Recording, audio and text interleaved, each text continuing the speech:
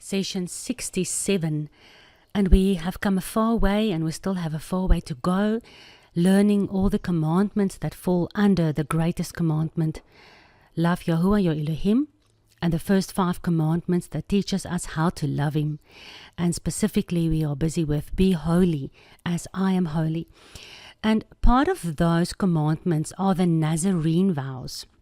So we are going to look at number 6, understanding what and who and how the Nazarene vow is made.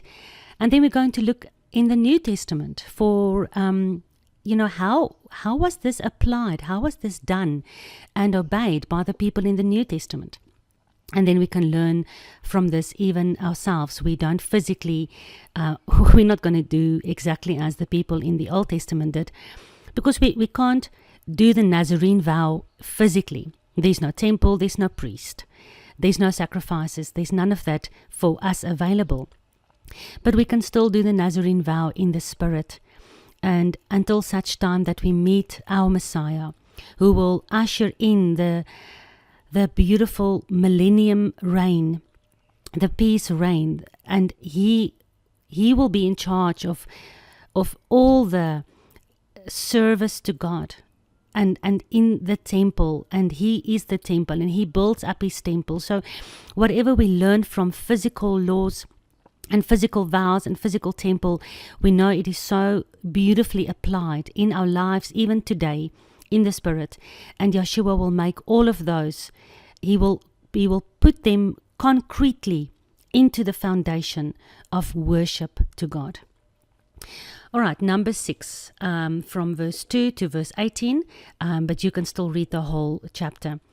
Speak unto the children of Israel and say unto them, when either a man or a woman, so this is both for male and female, shall separate themselves to vow a vow of Nazarite, to separate themselves unto Yahuwah.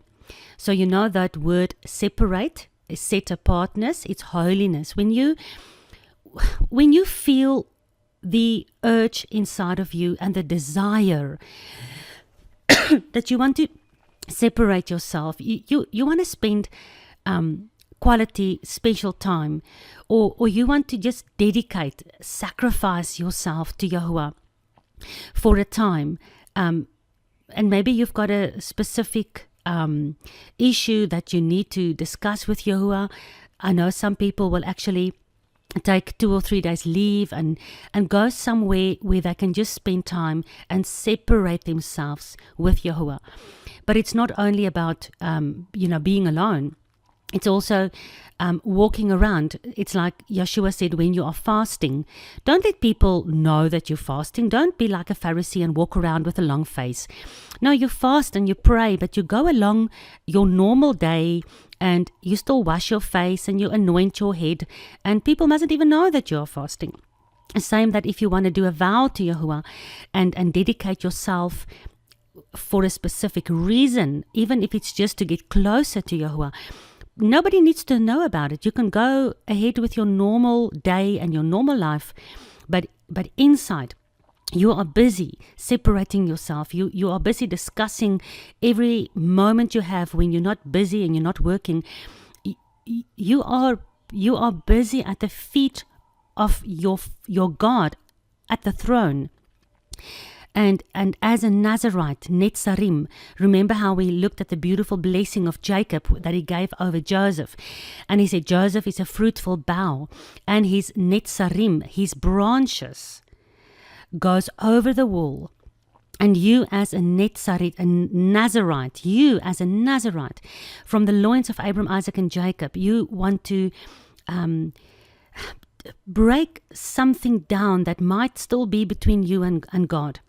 And you want to go into a time of separation with Yahuwah. You continually have this conversation inside of you. And when you have your own special time, you don't watch TV, and you actually spend every moment you have talking to God and reading His Word and hearing what He has to say for you. He absolutely respects people that even in Hebrews 11, it says that we must know when we approach God, we must believe that He is. and that he is a rewarder of those who seek him. So when a man or a woman decides to take a Nazarite vow, they are seeking closeness more than before with Yahuwah. And Paul says in Hebrews 11, you need to understand that God rewards that. He sees it, he respects it, he loves it, and he's going to meet you halfway. You come halfway, he will be there. All right. He shall separate himself from wine and strong drink. He shall drink no vinegar or wine, or vinegar or strong drink. Neither shall he drink any liquor of grapes, nor eat any moist grapes or dried grapes. So here you can just think about Samson. He was a Nazarite. Before he was born, the angel of Yahuwah that appeared to his father and mother said that, he must never drink. He can never drink liquor or wine or any of that. And we know the life of Samson wasn't a great Nazarite. He was continuously having parties and drank a lot, and he was forever, doing the wrong thing. But still, he was dedicated as a Nazarite, as a judge, as a prophet for God, as a strong man that had to, through which God worked to free Israel from the Philistines. And God still worked through him. At the end, he repented, and his end was stronger than his whole life. And at the end of the day, the goal and the aim that God had with his life still came to pass. But during your Nazarite vow, there's no drinking. All the days of his separation, he shall eat nothing that is made of the vine tree, from the kernels even to the husk. All the days of his vow of his separation, there shall no razor come upon his head, until the days be fulfilled, in the which he separated himself unto Yahuwah. He shall be holy, he shall be set apart, and he shall let the locks of the hair of his head grow. So we know specifically Samson, his strength was actually in this obedience. His strength wasn't really in his hair, it was in the obedience not to cut his hair. All the days of his separation, he shall come at no dead body. So when you take a Nazarite vow, you cannot touch any dead body. And again, Samson's life is so interesting. Remember, he killed the lion, and a couple of days afterwards he came to the dead body and he took the honey out of the body. So he transgressed all of these commandments. Oh, poor Samson. We're going to sit one day around a fire with him in the new kingdom, and we're going to let him tell us exactly his life story. It's going to be so interesting. But he basically went, he drank, he touched dead bodies, he let Delilah cut his hair. Oh, so many things in this man's life. But still, God is the one that will make his goals work, whether we are obedient or not. He shall not make himself unclean for his father or his mother or his brother or his sister when they die, because the consecration of his God is upon his head. So when people made Nazarite vows, it was a really difficult vow. I mean, there's so many things. You can't drink, you can't do this, you can't do that. It's really an amazing time of separation. So the whole society would respect such a man, and if somebody in his family died, then the whole family will help with the funeral. They know that the Nazarite could not touch any dead body. All the days of his separation, he is to be holy, set apart unto Yahuwah. So you can see how this in the spiritual really applies. It's a time of separation. It's a special time. It's a time where you do things differently because you are looking for a different reward. You are looking for a God to meet you and to change you on the inside. And no Nazarite can go into the Nazarite vow and come out of it the same person he was as when he went into it. If any man die very suddenly by him, and he has defiled the head of his consecration, then he shall shave his head in the day of his cleansing. On the 7th day shall he shave it. So there is a time when you have to come out of your Nazarite vow, and then you need to shave your head. This is the law of the Nazarite. When the days of his separation are fulfilled, he shall be brought unto the door of the tabernacle of the congregation. All right, so in the wilderness, if somebody made a Nazarite vow, and listen to the steps, because these are the exact same steps that Paul and lots of other believers in the New Testament, this is the way they followed as well. So when your days are over, your days of your Nazarite separation, then you shall be brought to the door of the tabernacle. When the temple was up, you shall be brought to the door of the temple. And now, if any of us go through a Nazarite vow, we come to the door of the tabernacle, and Yeshua says, I am the door, I am the way. So when we are done with our Nazarite vow and we are completing our time, we come to Yeshua, the door, and we're going to go through this Messiah of ours, and we're going to end our days of separation. I promise you, if you go through these steps, by the time your separation is done, you're actually going to be sad, because you've learned so much through your separation, purification days. But it's going to be such a reward to then fulfill your vow in front of your Messiah's feet, the door of the tabernacle. And he shall offer his offering unto Yahuwah. So whoever makes the Nazarite vow will come to the temple or the tabernacle, and then he shall offer. Now listen to what he's offering, because this will explain to you how expensive it was to do the Nazarite vow when we come to the life of Paul in the New Testament. He shall offer unto Yahuwah one he-lamb of the first year. So it's a 1-year-old lamb without blemish for a burnt offering, and one female lamb of a year old without blemish for a sin offering, and one ram without blemish for a peace offering. So there's a burnt offering and a sin offering and a peace offering. Burnt offering, you, like Romans 12 says, you give your whole life, your body is a living sacrifice. You die to yourself, you give yourself as a burnt offering.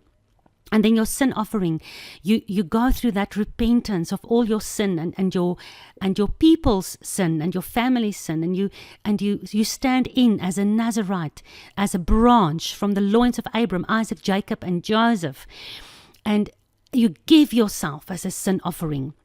And then a peace offering, because Yahuwah rewards them who stands in for what you've done incorrectly, who takes responsibility.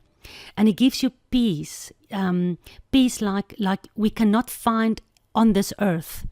Going through giving yourself to God, going through repentance, going through seeking God with all your heart.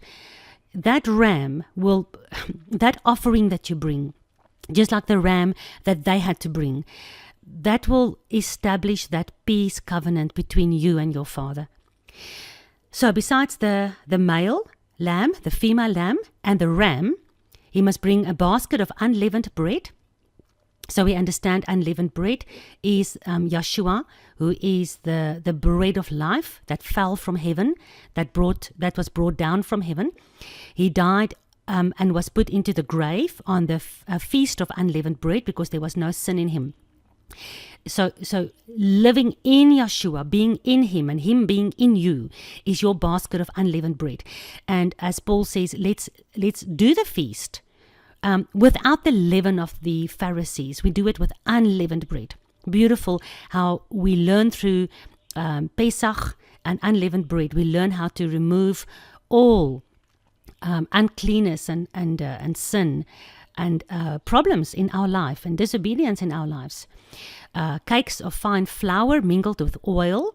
So flour, how do you get flour? Yeshua says he's the sower of the seed. We are the field, and the seed is the word. So the word that is sowed inside of you is like seed.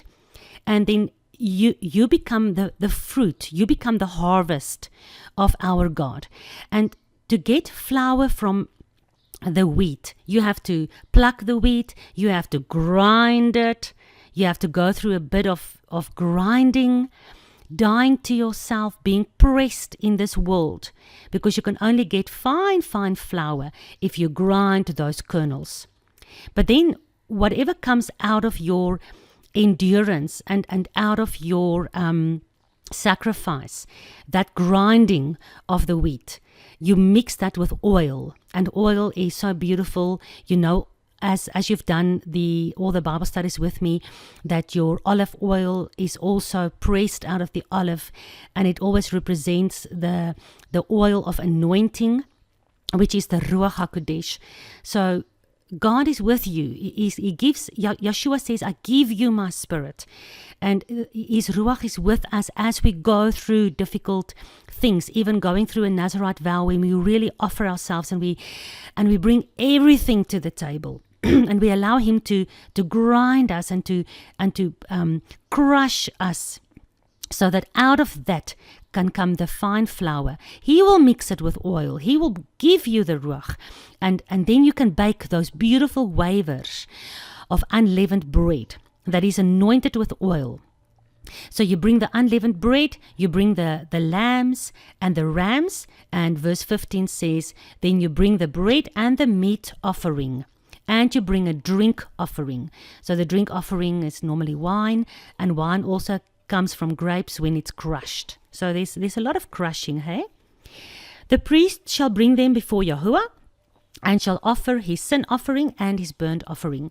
So we know we come to the door, Yeshua's the door. We bring all of these things that we just discussed, and we give it to our high priest Yeshua. He will present it, because in the name of Yeshua we come to Father Yahuwah. So through Yeshua we bring it to our high priest, and he will present it on our behalf before God, and he will bring us and we will stand next to him, and he will offer this through his name. We bring this offering to you, O Yahuwah. Beautiful, hey? So nice. It's so deep if we really break this down to the very fine ingredients, and we understand how each ingredient is so significant. He shall offer the ram for a sacrifice of peace offerings unto Yahuwah, with a basket of unleavened bread. The priest shall offer his meat offering and his drink offering. And the Nazarite shall shave the head of his separation at the door of the tabernacle of the congregation, the church, the ecclesia. And he shall take the hair of the head that he has just cut off with a razor, and he will put it in the fire, which is under the sacrifice of the peace offering. So whatever you had to give up, you burn to Yahuwah as your peace offering, because you desire peace with him more than anything else. So it was very costly to take a Nazarite vow. Not only was it costly for you emotional and spiritual, but it was also costly physically. It was very costly. It was expensive. But besides being expensive in monetary value, it was expensive to your soul, because you had to separate yourself. You had to go into isolation. For a time, you had to devote yourself to God, to spend time with God only.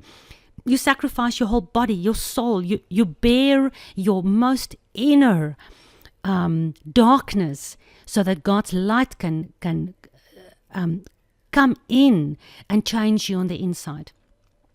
But just imagine how many people did this in ancient times, how they went through the vow, really consecrating themselves in ancient times, and isolating themselves, and walking around in the community, and everybody was staring at them, knowing that they're going through a Nazarite vow. Won't it be great if we could somewhere find some quiet and separate time for ourselves, just with God, just to allow him to crush us, mix us with oil, so that we can offer ourselves to him as a living sacrifice? Going through such a change to really be called a Nazarene, because our Messiah is from Yeshua, from Nazarite, and we are the seed of Joseph, Ephraim and Manasseh, scattered all over the world, but learning how to come closer to our God. We are all Nazarenes.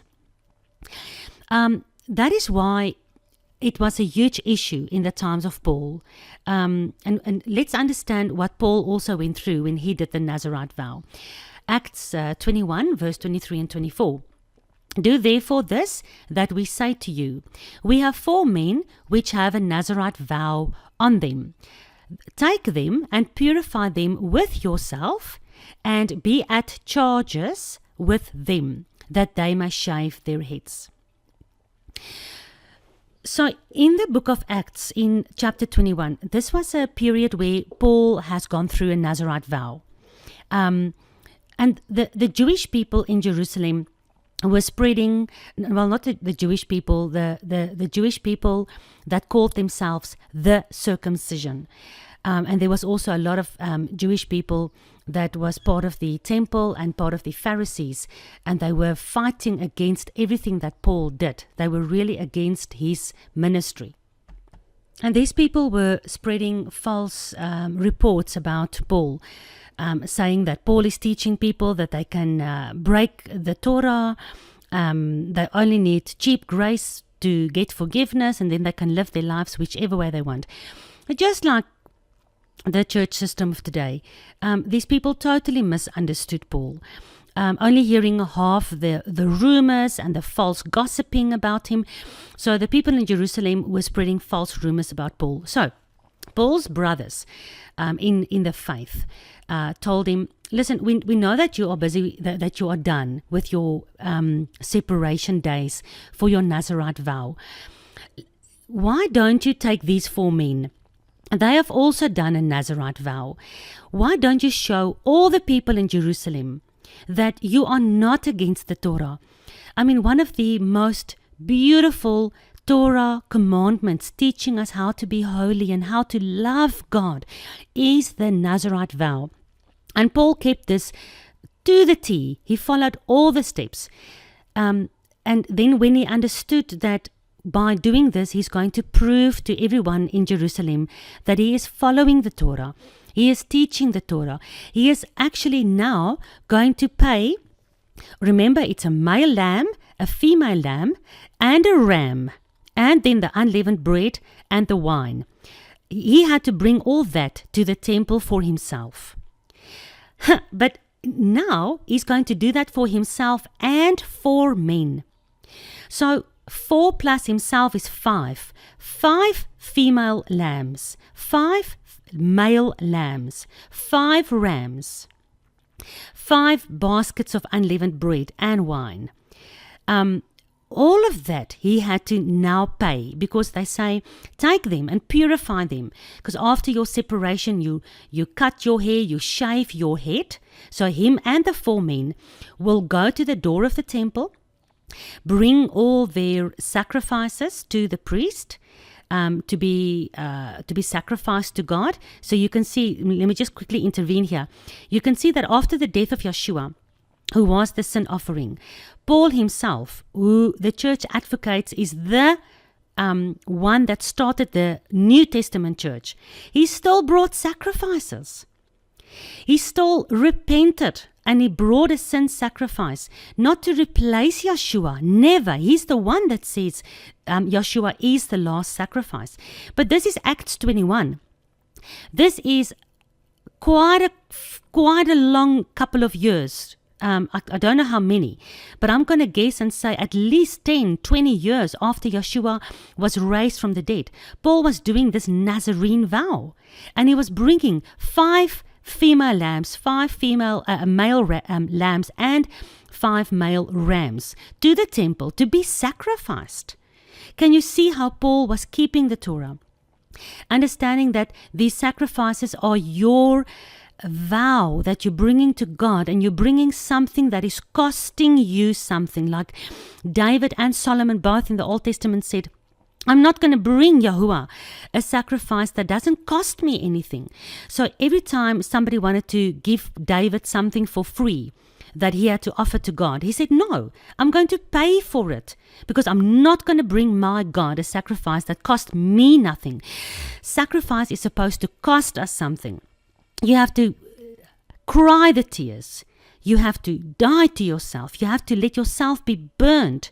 You have to bring your prayers like an incense offering that is burned in front of God, so he can smell the Savior. That's like the book of Revelation says, the angel brought the incense smoke, which is the prayers of the saints, in front of God. So the whole sacrifice system is still in place. it's not replacing Yeshua as the Pesach lamb, but there are so much more to these sacrifices than our salvation. We receive only the salvation by the Pesach lamb. But then the rest of our lives is a living sacrifice. And here Paul showed all of the gossiping people in Jerusalem that he is still loving the Torah, obeying the Torah, with the blood of the Pesach lamb upon him, and him being a Nazarene, a Nazarite. He is now fulfilling all the requirements of the Torah to bring all of these sacrifices to the temple. But not only for himself, he's even doing this for 4 other young men that also followed his example. They have absolute faith in God, and they wished to separate themselves for God and get to know him better and really sacrifice their lives to him in the name of Yeshua. And they still followed the Torah commandments to then, after their separation, come to the temple door, understanding that it is Yeshua, bringing all these sacrifices, giving it to the priest. And the priest sacrifice it for them. And then they shave their heads and they throw the hair onto the altar together with the peace sacrifice. So Paul did this. You can just try and calculate how much money it has cost him. It was a huge sacrifice for himself just to go through the Nazarene vow, but then 4 times more just for him to show the whole Jerusalem, stop gossiping, stop saying that obedience to the Torah is no longer necessary. I'm not advocating that. I indeed confirm how once you have come under the grace, that you are now not under the judgment, but now we have the grace to live in obedience to this beautiful God who has forgiven our sins. And by going through this Nazarene vow, all of Jerusalem knew, because everybody knew when a man was doing a Nazarene vow, and everybody was also celebrating with them afterwards, after they've done their separation days, and they came to the temple. The whole town were looking onto this whole celebration and this whole ritual. So everyone knew. And then afterwards, Paul and these 4 men walked away from the temple with shaven heads. Their hair was off. It was gone. Everybody knew that, oh, this guy just came through a Nazarene vow. So the whole Jerusalem knew after this, when Paul walked around with a bald head, Paul is still keeping Torah. Paul is teaching Yeshua as the living Torah. And we must stop gossiping about him. Beautiful, hey? All right, so the origin of the word Nazarite is also beautiful. You remember Joseph, Genesis 49, verse 22 and 23. Joseph is a fruitful bough, even a fruitful bough by a well, whose branches, Nazarite, whose branches run over the wall. So the Hebrew word is Strong's H5144, and it is an unpruned vine, a branch of a vine. Isaiah 11, verse 1 and 2. There shall come forth out of the rod of the stem of Jesse. Remember, Jesse is David's father. So the kingdom of David, the king of God, the first king from the tribe of Judah, where David is the messianic prophecy of Yeshua, the king, King David, the son of David, out of the roots of Jesse. So we all have our forefathers in the roots, and we are the branches. Abraham, Isaac, Jacob, Joseph, and Jesse, and all these fathers are the roots of this olive tree, of this vine. And we are the branches, but we are Nazarenes, but we follow Yeshua of Nazareth, because Yeshua is the branch. So there shall come, Isaiah 11, out of the rod of the stem of Jesse, a branch, a netzer, a Nazarite. A branch shall grow out of the roots of the stem of Jesse, the father of David. And the spirit of Yahuwah shall rest upon him. Now listen to this, because anyone that went through the Nazarite vow, while in those days of separation, don't you think that Yahuwah gives his spirit just as he gave it to his Nazarene Yeshua. This spirit, this oil that he mixes with the flour, this is what he also rewards any Nazarite vow with. When you come to God with this desire in your heart and with this vow in your heart, then just as he is now giving and explaining to us how the Ruach is going to be upon this very first netzer, this very first branch, from the kingdom of David, from the loins of David, that is also, of course, from the loins of Abraham, how he will give that very same spirit to each one of us, of his people, all through the ages, that goes through the Nazarite vow.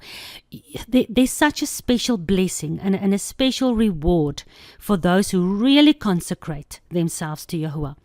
Because he says, the branch that will grow out of Jesse, I will put my spirit upon him.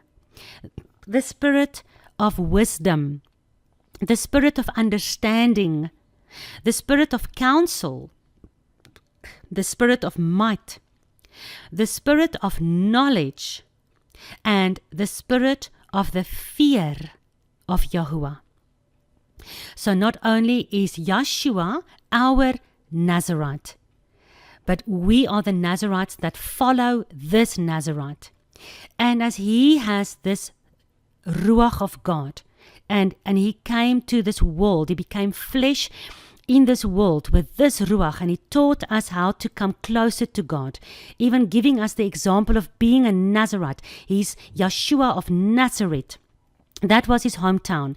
And one of his disciples even once said, when they told him, we found him.